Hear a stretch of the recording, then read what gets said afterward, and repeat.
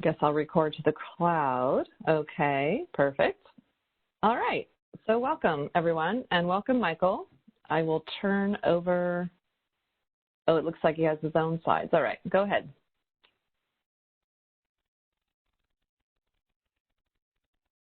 Are you ready to go, Michael?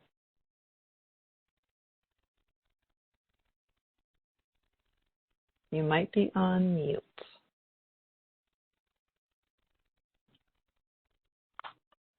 Sorry, I had to unmute both my phone and my computer, so I think I'm officially unmuted now. All right.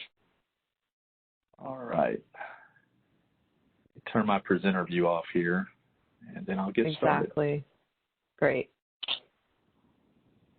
All right. Thank you. All right. Can you guys see my screen okay? We can. All right. Let me start my video here. All right. Well, thank you, everybody, for inviting me to share some time with you today. In today's COVID world, I attend many of these meetings, but it's rare that I get to attend a meeting and talk about something that I think we're all probably pretty interested in. So thanks for the invite.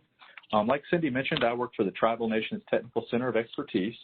We are a technical center within the Army Corps of Engineers. We are doing work all across the nation, but our specialty is primarily providing guidance and technical support to districts and divisions and other agencies and fulfilling their federal trust responsibility to Indigenous folks. And as in most of these type of talks, and in looking at the survey that came up, looks like we've already got some practitioners of TEK on the call. So some of this you may already know, but my goal for this sort of short discussion is to just get people to think about ways that cultural keystone species and TEK can be incorporated into the planning process and into our management practices to sort of further that relationship with Indigenous people.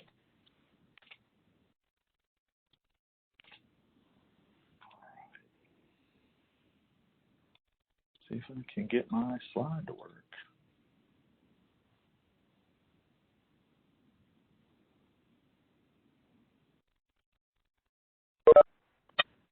Okay. I don't know why the slide's not moving here. Let me try something else. There we go. So you may be asking yourself, what is a keystone species? This is a term that's been thrown around for quite a few years now, and it started off in ecological circles. So if you can imagine an arch, the keystone is sort of the linchpin to keeping the arch together. And so is the keystone species. You know, the basic definition is that it's a species within an ecosystem or a community that contributes significantly larger to the community than the quantity present, right? Or its abundance. So if you think about things like the wolf is a good example here on the slide. I think probably seeing how we have a lot of planners on the call, I'm guessing people have heard of Aldo Leopold and his Sand County Almanac writings about the wolf, and in the Southwest was pretty much hunted to extinction almost. And as part of that conversation, people began thinking about predators and animals and the relationship to the entire ecosystem in kind of a different way. One thing that's kind of important, I think, to bring up is scholars have debated Aldo Leopold's work, whether he had sort of this epiphany when he witnessed or he himself hunted a wolf at one point in his life and he became sort of empathetic to the plight of the wolf, or did he work hard at sort of changing the way he looked at the environment and the role of the wolf in the environment? And so I think a lot of people have now understood that it's the latter. And so hopefully today, as we kind of go through these slides, we can think about maybe some of the ways that we can make that sort of ontological shift or intellectual shift in how we think about resources. And so for those of you that haven't worked in the environmental shops much and are kind of curious what a keystone species is, this is a pretty good sort of simple, maybe even oversimplified example of the sea otter. The sea otter is considered a keystone species in its ecotone, and as they feed on sea urchins and kelp and different things, or it sort of keeps the environment in balance, if you will, right? Of course, if the sea otter is absent, the area becomes overgrazed, the environment gets out of balance, and typically Western science then starts paying attention to maybe what's going on, what's the root cause of this imbalance. Unfortunately, Western science has historically been sort of behind on identifying what these imbalances are. And this is one sort of aspect of traditional ecological knowledge that can really inform core stewardship practices and ecosystem restoration impacts. So in taking that idea of a keystone species and sort of expanding it into this idea of a cultural keystone species, we're injecting an indigenous perspective into that environmental approach. And this is pretty important because, you know, typically when we think about indigenous lifeways and we think about their relationship to the land, we still conceptualize that relationship from a Western viewpoint a lot of times. And, you know, we can't help it. That's how, you know, if you're Western, then that's how you think about things. But it's also important to think that other people have different perspectives on the landscape. The basic definitions on the screen there, I'm not going to read it to you, but I think the fundamental thing to remember is that both plants and animals and non-human portions of the environment have multiple cultural functions when it comes to traditions, rituals, medicines, origin stories in some cases. And some of these have a very localized impact as well. So I've thrown a couple things up on the screen here, and I know this PowerPoint will be available for folks after the presentation. But, you know, keep in mind that if you're, you know, let's say you're a planner working at a core district and you might not have any resident tribes in that district, all of these relationships are still active by people that are disconnected from the land. I mean, they still have these connections. And so any projects that we do could potentially impact some of these things and that cultural lifeway. For most people on the call, I feel like most of you guys work with indigenous groups or indigenous yourself and are intimately familiar with some of the challenges inherent in planning for this sort of thing. This is generally, this approach to cultural keystone species management has been done by other agencies. The Forest Service started this some time back now, in the early 2000s, actually implementing a TEK program that involved cultural keystone species in their environmental programs, in their timber management programs. However, their congressional authority allowed them a little bit more flexibility in their process. So if you're at the Corps, you have to be a little bit more creative in thinking about how some of these things apply. Now, the bulk of the literature, at least initially, in thinking about cultural keystone species, really kind of revolved around animals, okay? And that was due in no small part to the fact that Westerners focus on animals, right? I mean, it's fun to read about wolves, maybe not so much fun to read about the life history of river king, unless you're weird like me.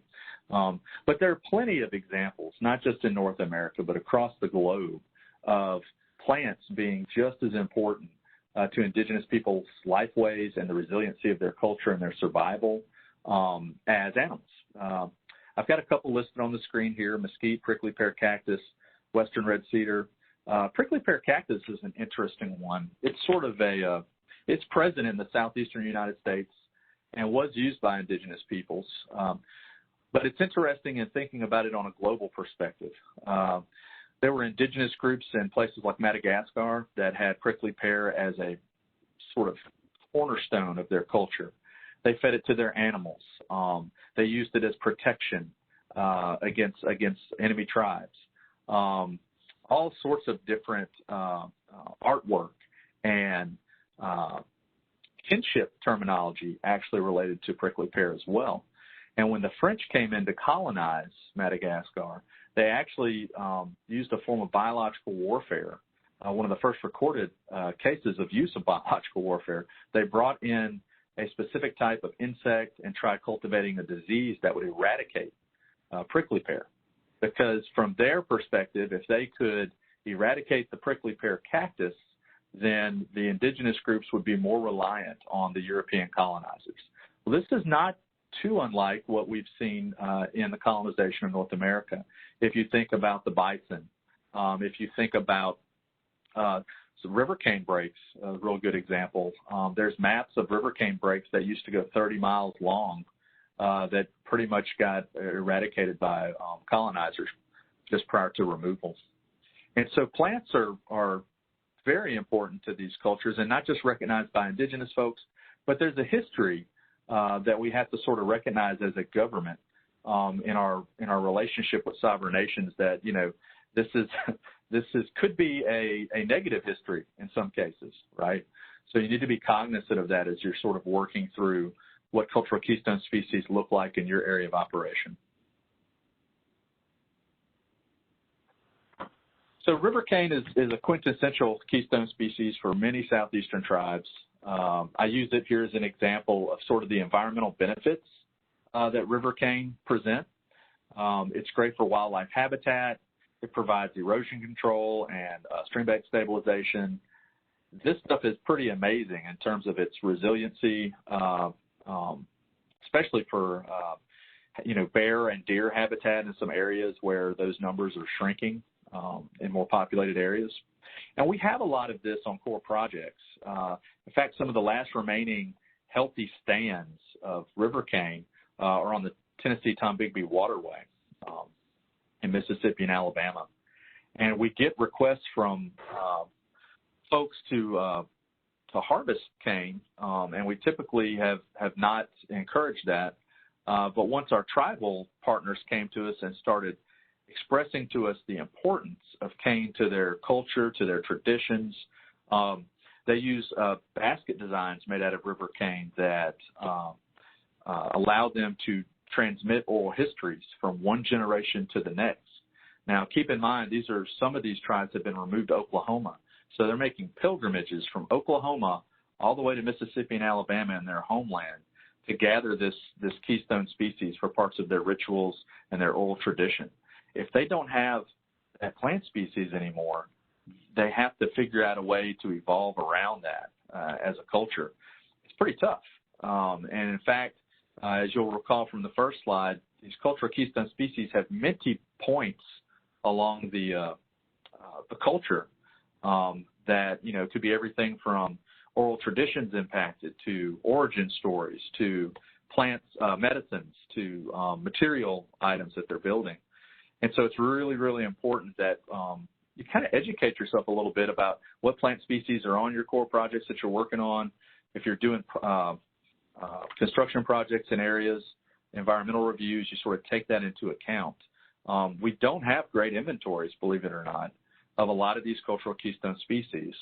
This is one thing that the Technical Center has been working hard at, working with groups like the Engineering with Nature Group, Sustainable Rivers Program, looking at how we can inventory and incorporate these into our planning process at the Corps.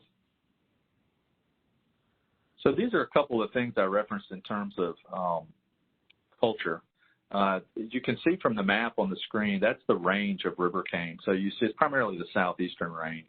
But if you were to actually mark on that map where healthy cane breaks are compared to the early 1900s, you would be shocked at how much has been lost already. And some of it's due to overgrazing, to development.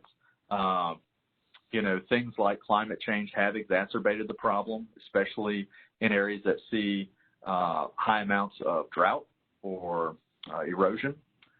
And what you see on the right here are some Cherokee ladies who do beautiful baskets. And, of course, these baskets are done by clan. They reinforce social identity, some of the kinship ties they have. The gentleman up top, Mr. Tom, he does not like his face shown, so we've clipped his face off there.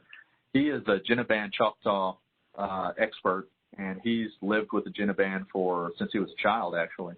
And he does a basket design there that represents the compass directions and is very much important to one of the stories the Choctaw tells about their migration across the land. What's interesting is that design was lost to the tribe. The last time they had someone that could do that design was 1875.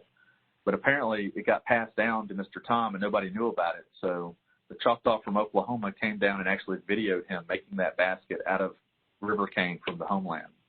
And so this stuff is pretty important. I mean, not just to elders or certain segments of the community, but to the entire community. So this is where we start getting into this idea, how can we shift the way we think about cultural keystone species and traditional ecological knowledge? I like to say, if you are a fan of writers like Aldo Leopold, he wrote a really cool essay called "Think Like a Mountain," where he basically talks about the plight of the wolf in the Southwest, and in thinking about what the mountain would think about the dilemma of the wolf and humans' place in sort of the circle of life, right? That's kind of how I'm asking you today to kind of shift your thinking about indigenous resources, okay? From a Western ontology, or the way we view the world, federal land managers, we view natural resources as sort of separate from cultural resources. In fact, if you look at a lot of our documents, our policy documents, our guidance documents, our memorandums of agreement, this is the phrase we use, natural resources and cultural resources, as if they're very separate things. And we also, in a way, view the environment as resources to be managed to meet the needs of society. I mean, that's generally our job as stewards of the resource for the taxpayer. But if you were to think about this from an indigenous perspective or an indigenous ontology, they're really relationship managers in a lot of ways, okay? They, for the most part, and I'm painting a broad brush here, not every tribe is the same, not every group is the same, but generally, non-Western indigenous viewpoints see natural and cultural resources as the same thing, okay? This is considered a peer-to-peer relationship rather than sort of a set of resources to be managed. And so this can be, if we sort of retool our brains to think about things this way, we can start thinking about participation in the process differently. You guys still hear me? Okay, yeah. So this is Arnstein's ladder of participation, which, pardon the negative tone of the figure here, manipulation sounds pretty horrible when you think about it. But I think it's important because if you look at pathways to engagement, typically a lot of the engagement we do as an agency is under the consultation rung of the ladder, okay? Now this says stakeholders. I should point out right now that tribes aren't your typical stakeholder. And for those of you that work with tribes, there's a big difference between a sovereign nation and our federal trust responsibility to tribes and other stakeholders or even other underserved communities. This is one thing that we're being involved with a lot in terms of the new equity initiatives and environmental justice initiatives that are going on in NEPA. Those are great. Those are fantastic. But we must not forget that equity does not equal federal trust responsibility. And it can get tricky, right? If we start including indigenous governments into broad stroke equity initiatives, this ladder of participation gets a little confusing for everybody. But I do think it's important work. And I do think that if we think about equity in the terms of worldviews, if we try to make our worldview more equitable, I think we will achieve some of the same goals through both initiatives. So the goal on this ladder is to get up to citizen control. That's going to be a little tough in a governmental agency, but we can do citizen science, and that's something that we very much want our indigenous partners to participate in. In fact, they're bringing things to the table that we may not know about. I'd like to also point out that, when you bring folks in to share, it's a two-way street, right? In a consultation, it may be on a project, but if you're in partnership with somebody, then they start helping inform your decision-making process. And that's really where we want to get at with true partnership.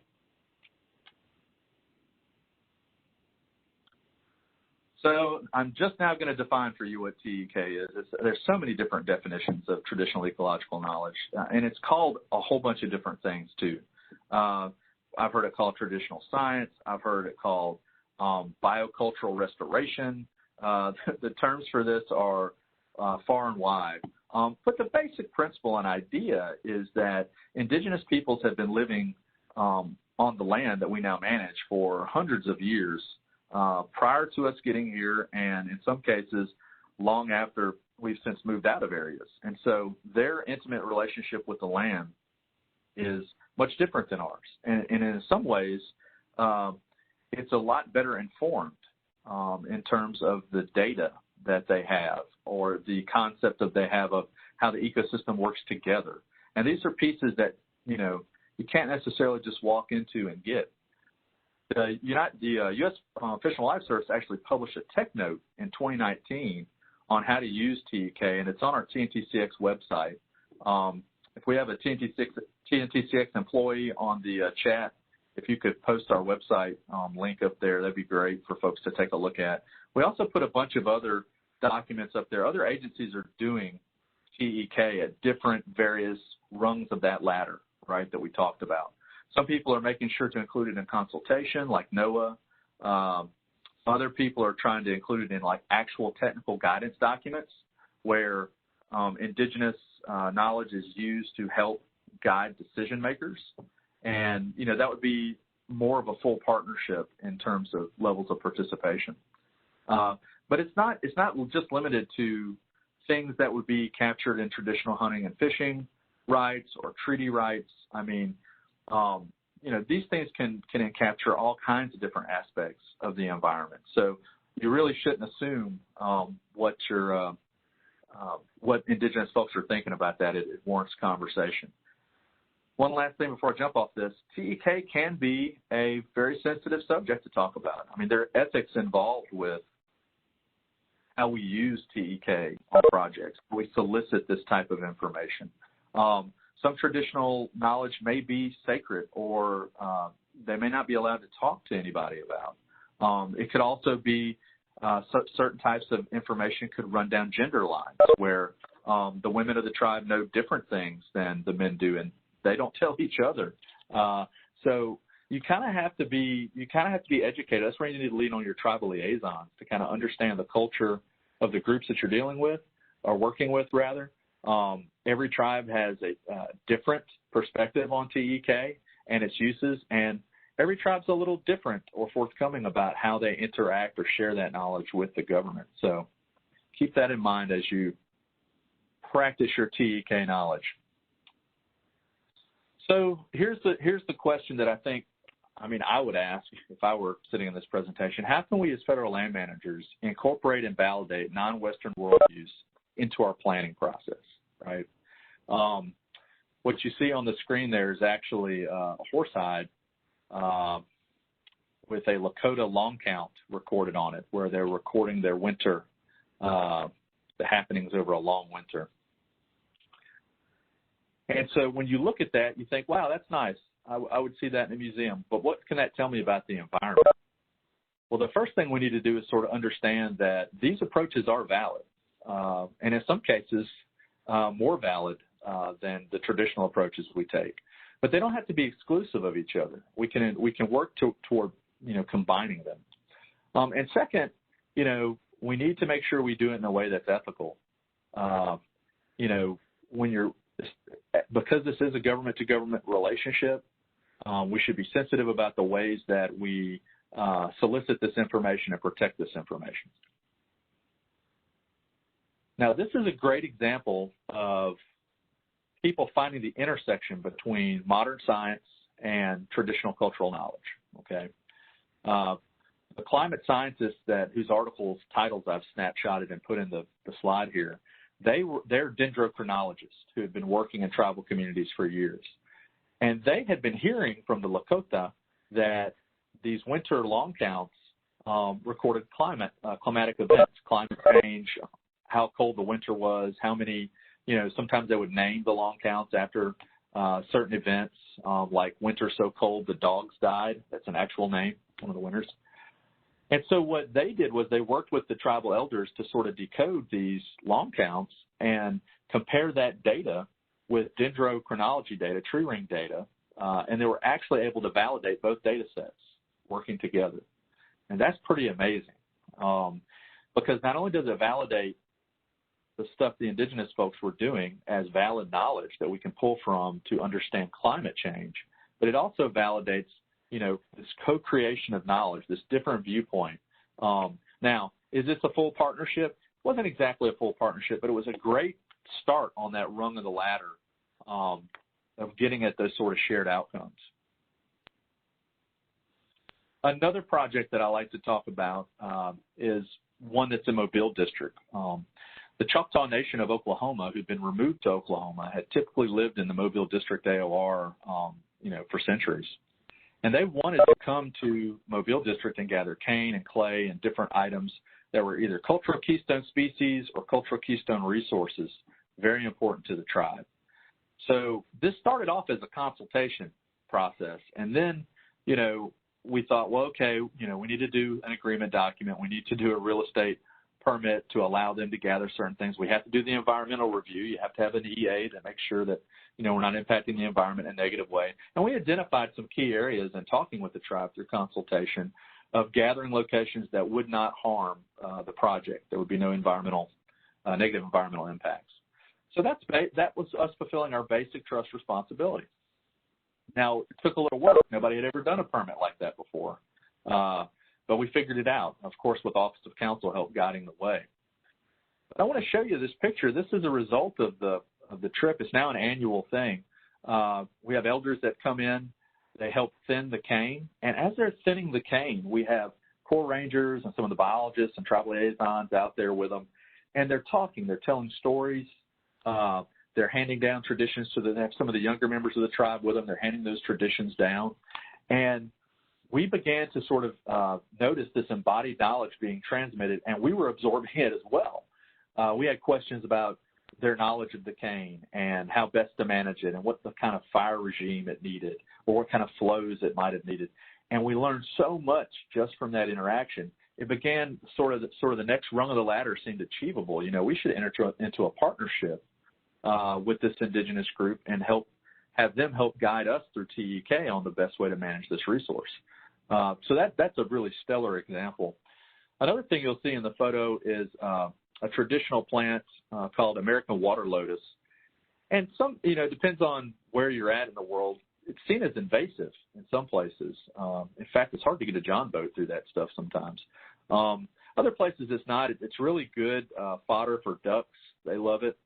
It creates a pod that has those nuts in it that you see there that you can actually make a bread out of, a traditional flour. It's a Choctaw flour.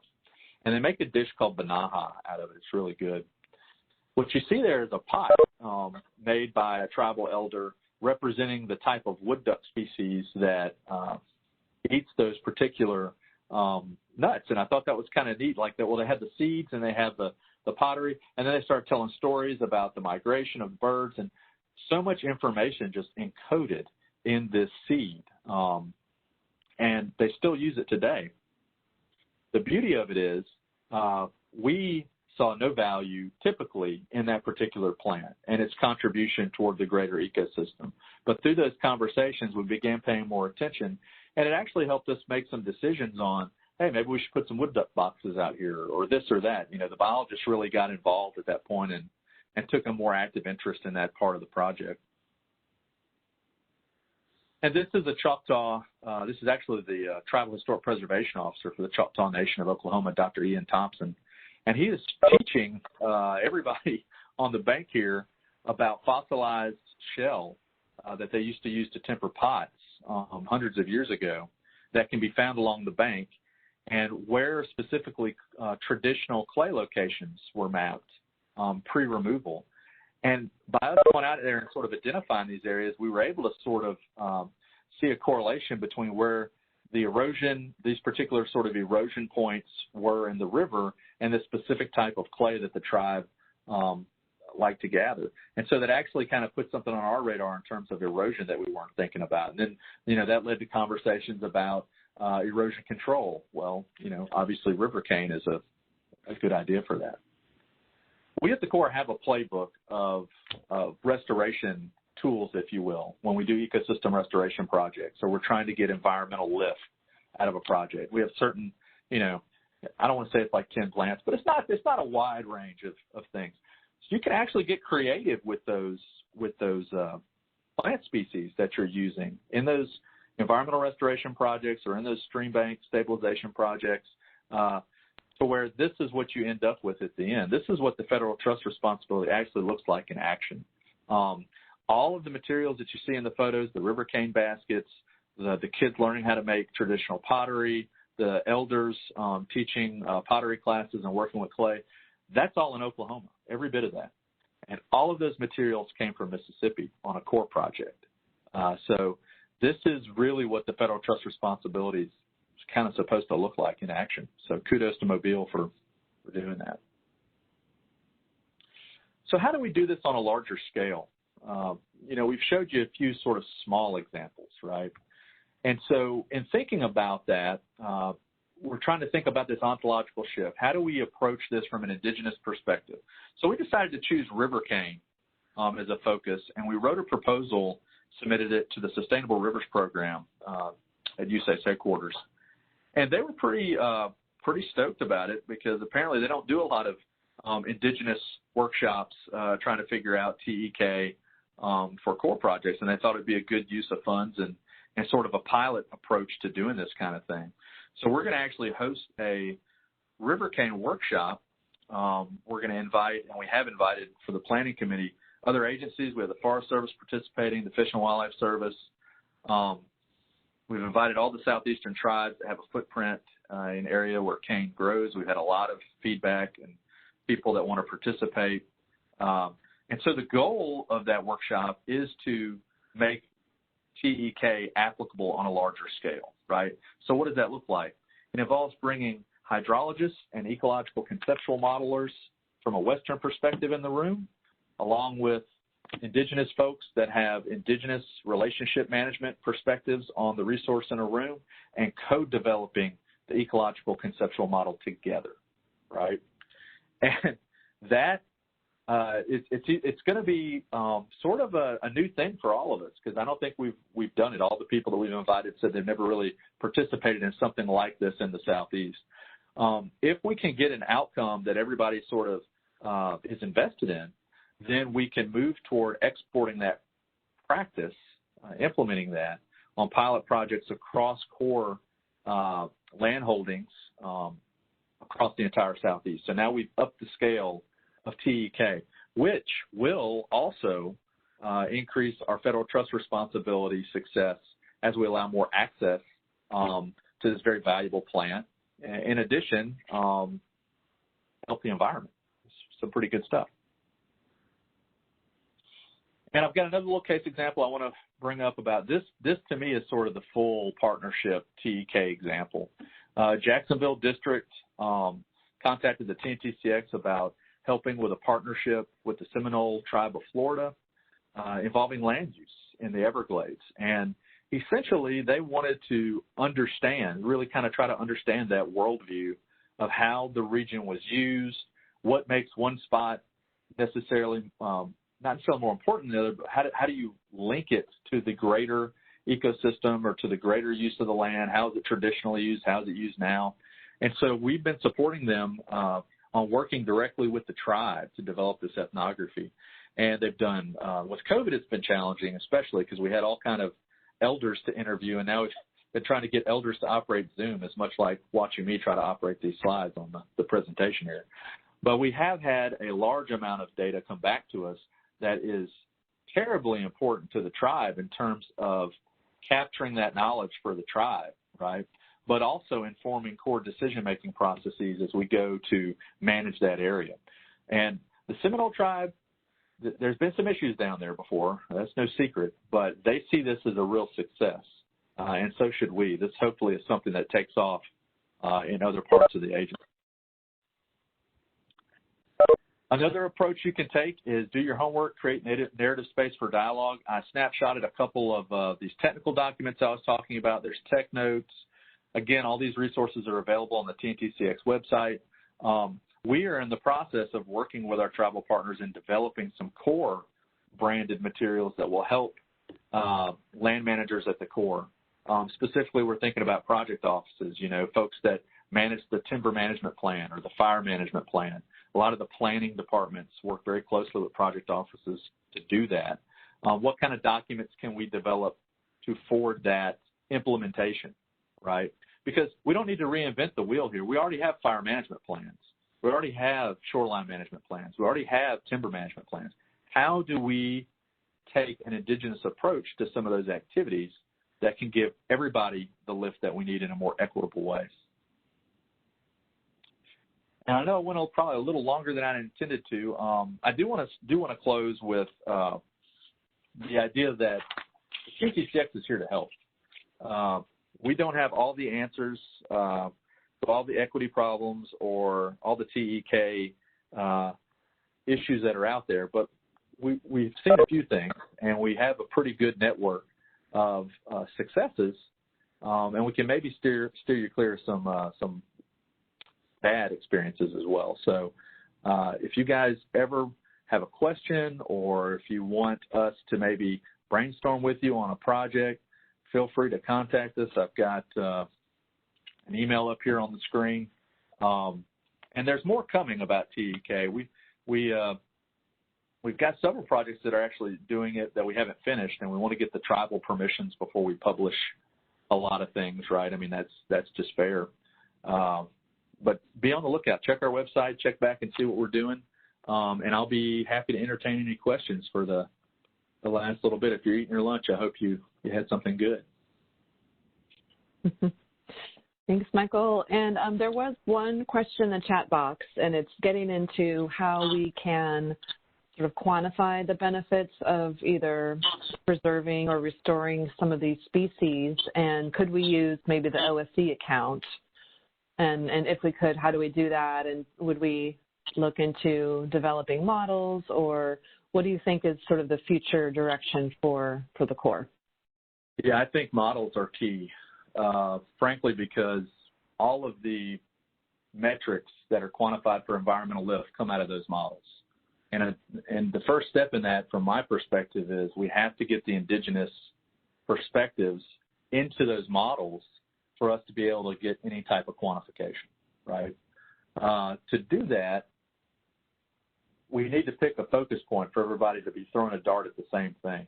And so that's why I think the cultural keystone species aspect is so important, because now you're talking something a land manager or a modeler can find on the map. I mean, we can use LIDAR to find cane breaks, or at least soil conditions that would be conducive to cane breaks, and then go ground truth that to quantify it, to see what type of environmental lift we're getting. It's the indirects we can't quantify very well, right? Like how many baskets got made from the river cane kind of thing. But the point remains, if you can lift that up and incorporate that perspective into the modeling approach, the outcomes will be positive. I mean, it's proven, right? How do we fund it? You got to be creative. There's some good studies coming out of the environmental stewardship business line. And I'll be honest with you, I haven't been down on the district in a while and looked at the different business lines to see where people are pulling funds out to do some of this stuff. The Everglades project, obviously, that has a dedicated account. But I really think with the new funding through Engineering with Nature and the robust funding for Sustainable Rivers program, those are two national footprint programs right there that have immediate implications for projects across the Corps. So if we can, and I know IWR is working on some equity initiatives as well through their conflict, I can't even remember that center's name. Cindy, help me out. Conflict public participation. It's not conflict resolution, is it? What do you call it? It used to be conflict. Yeah, now it's collaboration. Public participation and collaboration. Yeah. I'll always call it the wrong thing. I need to do better. I know that CPX is working on some cool stuff too. I think, in terms of funding, it's got to be creative. The recreation business line used to offer handshake agreement funding for this sort of thing. Last administration, I don't think there was much of that left. They may be doing that again. I don't know. So the right answer here is if you're in a planning shop, sit down with the business line managers that sit in operations and ask them, who's putting your budgets in? I know you guys get a budget from planning, but make relationships with those people and explain what you're trying to do here and get that lift. And it really helps to validate your case if you've got an ERDIC model or Sustainable Rivers pilot project behind you to do that.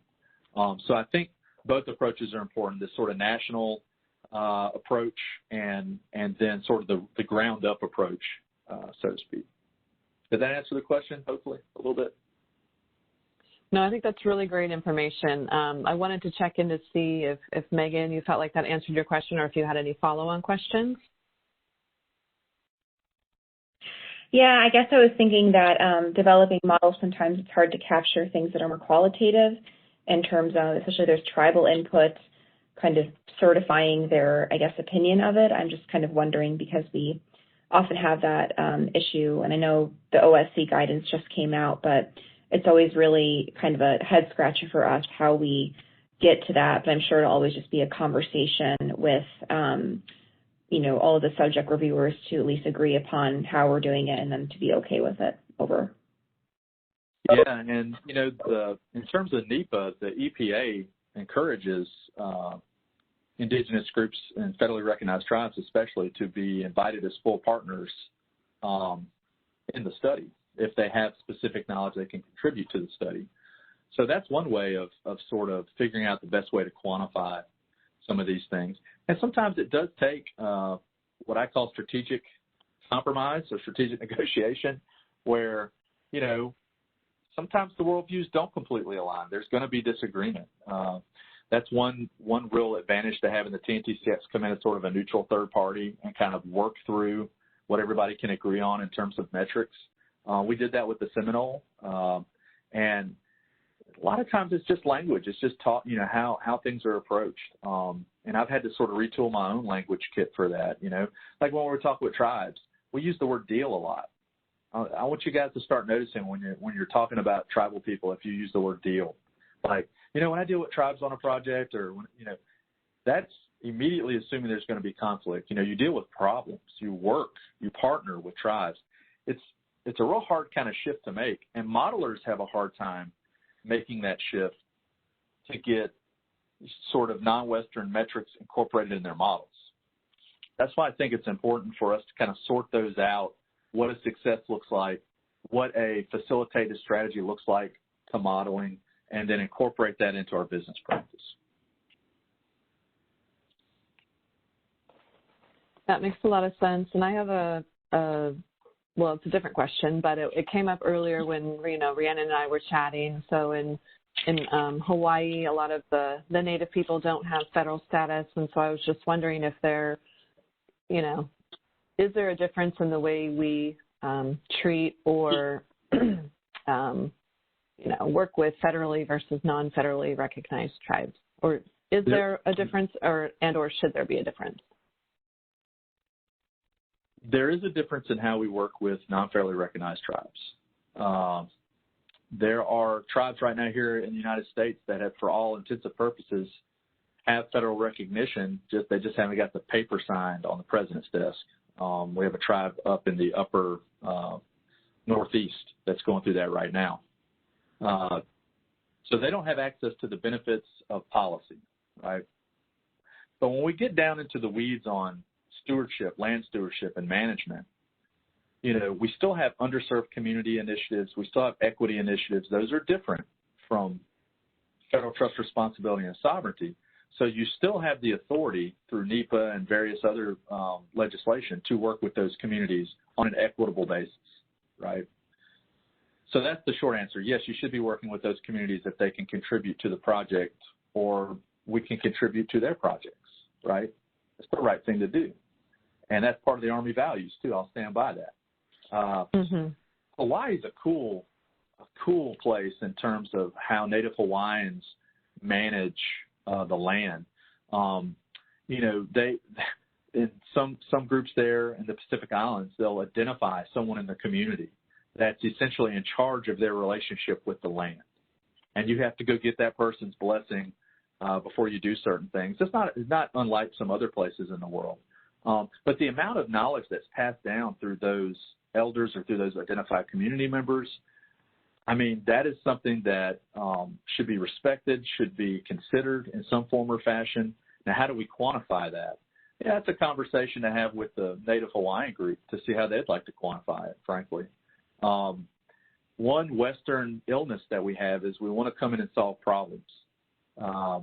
You know, we want answers, we want solutions. Some things take more, sort of a more longer approach, I guess, right? And so, yeah, I would definitely include them in any conversations you're having. You wouldn't do it under the banner of the federal trust responsibility, but you would do it under the banner of environmental justice and equity. Excellent, thank you.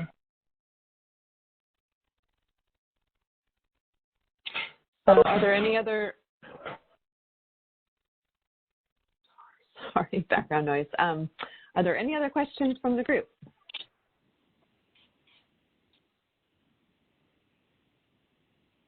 Well, think like a mountain, everybody. I think you provided really great perspective in terms of, you know, just shifting your mindset and thinking about things in a different way. And anyways, I just feel like you're providing really valuable information for the teams. And I really thank you for your time and for sharing all this information and your experience with us today. No problem. Thanks for having me, guys. Look forward to a new presentation in the future with new projects. So. Absolutely. And just to let everyone know, this presentation is being recorded, and we will have it available for teams and folks after today once I get the information back from WebEx. But anyway, thanks all for joining, and have a great rest of your day. Yakoki, Chupisala Chiki.